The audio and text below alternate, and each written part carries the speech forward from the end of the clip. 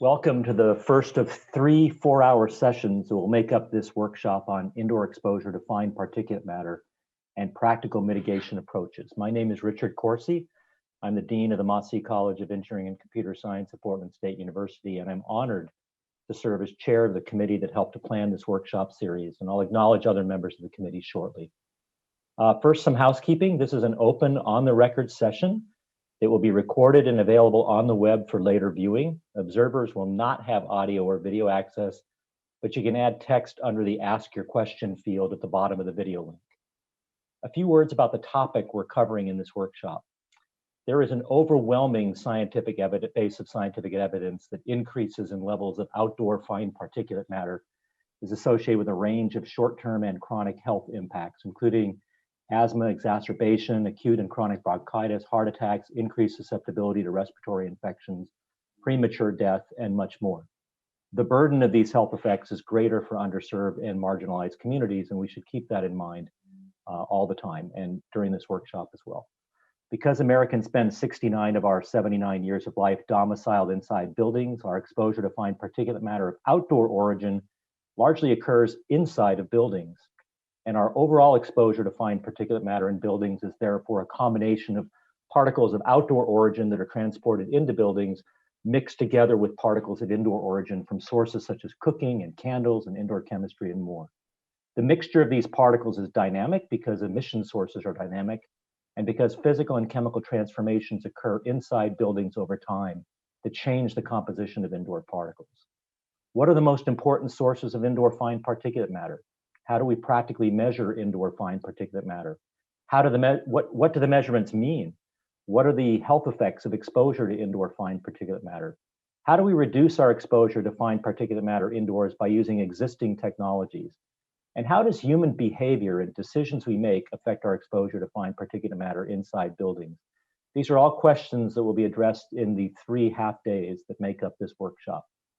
The workshop is about indoor exposure to fine particulate matter and practical mitigation approaches.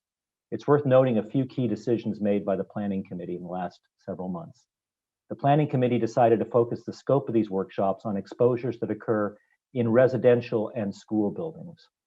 The Planning Committee also strived to keep a focus on fine particulate matter, but some sources that will be addressed emit both fine particulate matter as well as larger particles. The Planning Committee was not focused on novel, emerging, or unproven technologies, but rather on existing and practical mitigation technologies and approaches. The series of workshop sessions is sponsored by the United States Environmental Protection Agency's Office of Radiation and Indoor Air. I want to thank Laura Kolb of the Indoor Environments Division for providing the committee with its statement of task, and special thanks to Jonathan Edwards, Director of the Office of Radiation and Indoor Air, for his support of this workshop, and we'll hear from John shortly. The Planning Committee was provided with a very clear task, and I'll read it now verbatim. The National Academies of Sciences, Engineering, and Medicine will convene a planning committee of scientific experts to conduct a workshop on the state of the science on exposure to fine particulate matter indoors, its health effects, and engineering approaches and interventions to reduce exposure risks, including practical mitigation solutions in residential settings. The workshop will feature invited presentations and panel discussions on these topics. It shall include consideration of the key implications of scientific research and engineering practice for public health, including potential near-term opportunities for incorporating what is known into practice, and second, where additional research will be most critical to understanding indoor exposure to PM2.5 fine particulate matter and the effectiveness of interventions. Opportunities for advancing research by addressing methodological and technological barriers and enhancing coordination and collaboration between the science, medical, and engineering communities will also be given attention.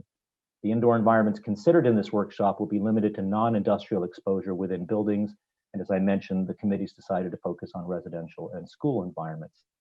Today, our speakers will focus on sources of indoor fine particulate matter.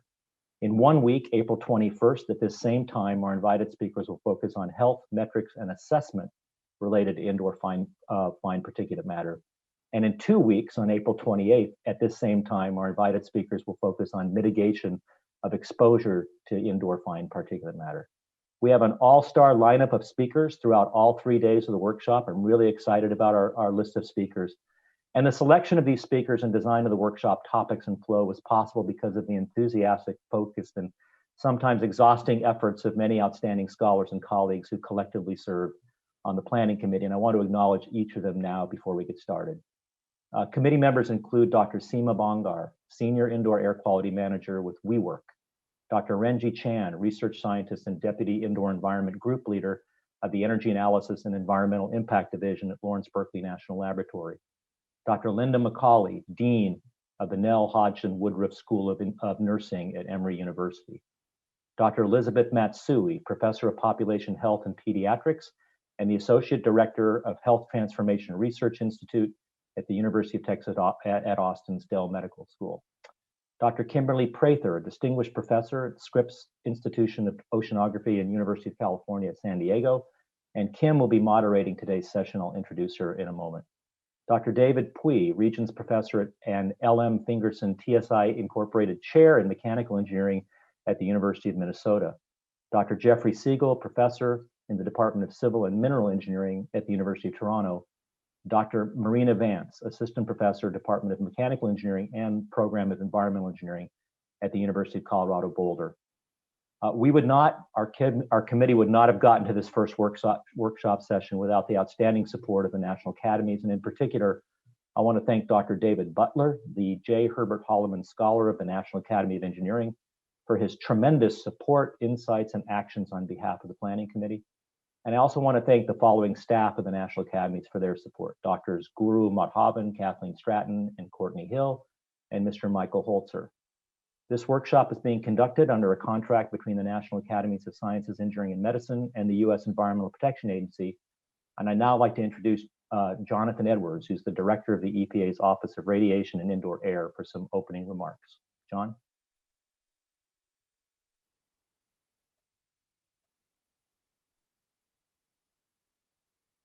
Thank you, Rich. On behalf of the Environmental Protection Agency, I'd like to welcome you all to this workshop on indoor exposure to fine particulate matter and practical mitigation approaches. As you heard, I'm the Director of EPA's Office of Radiation and Indoor Air, and my office is pleased to be sponsoring this workshop. As Dr. Corsi has already covered, this workshop is charged with examining the very important issue of indoor exposure to fine particulate matter and its implications for public health and mitigation strategies. I want to thank the National Academies and the entire workshop committee for putting this workshop series together. And in particular, again, a big special thank you to Dr. Richard Corsi, who obviously is chairing this workshop, and Dr. David Butler and Dr. Guru Madhavan at the National Academies, and to EPA's Allison Clune. All have worked very hard to make this event possible. I'd also like to note that several of the committee members, speakers, and staff who have prepared for this workshop were also involved in the first National Academies workshop on indoor particulate matter in 2016, and we appreciate their continued attention to this very important issue. EPA's Indoor Air Program was launched and authorized by statute in the 1980s in response to the growing concern in the scientific and public health community about the risks associated with poor indoor air quality. Since then, EPA has developed a robust, non-regulatory program that works to reduce exposure to high-priority indoor contaminants in homes, schools, and other commercial buildings. These high-priority contaminants include radon, indoor asthma triggers, volatile organic compounds, environmental tobacco smoke, biological contaminants, and as we'll discuss in this effort with the National Academies here, particulate matter.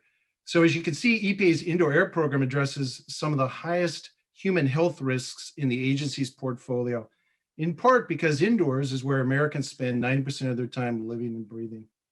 In the past year, as we've been responding to the COVID-19 pandemic, and as the public's awareness of the importance of indoor air quality has rapidly grown, we have also seen unprecedented interest in EPA's Indoor Air Program and resources, in many increase in hits to our website. The program provides critical research, guidance, technical and financial assistance, public information outreach on a wide variety of indoor air issues to a diverse set of stakeholders and the general public. The outcomes from this workshop will make an important contribution to work on protecting public health from harmful exposure to indoor PM. In 2016, EPA commissioned the National Academies to convene a workshop on the health risks of indoor exposures to particulate matter including the identification of risk management approaches and further research needs. Experts at that workshop presented evidence demonstrating that indoor exposure to particulate matter is a serious public health issue. Since that 2016 workshop, EPA, the research community, and IAQ-related industries have made substantial progress in developing tools and resources that can help reduce the risks posed by exposure to fine PM. Some examples of these tools and resources include revised EPA guidance on residential air cleaners and filters, improved filter and air cleaning technologies, analysis on the health effects of indoor generated fine particulate matter, and the increasing use of sensor-based technology to detect fine particulate matter. So today we are again looking forward to outcomes of this important workshop. I also want to relay to you the strong interest and support for this work from the new political leadership of our EPA office, the Office of Air and Radiation. It's very clear that their initial priorities are environmental justice, the critical role of science in our work, and the importance of public health for all Americans. These priorities are playing out not only in the immediate urgency of the COVID-19 pandemic, but also in efforts to realize sustained public health benefits for all. The new leadership team has been extremely enthusiastic and supportive of our indoor air program in general and appreciative of the strong partnership we have with the National Academies as part of their focus on grounding EPA's work in strong science.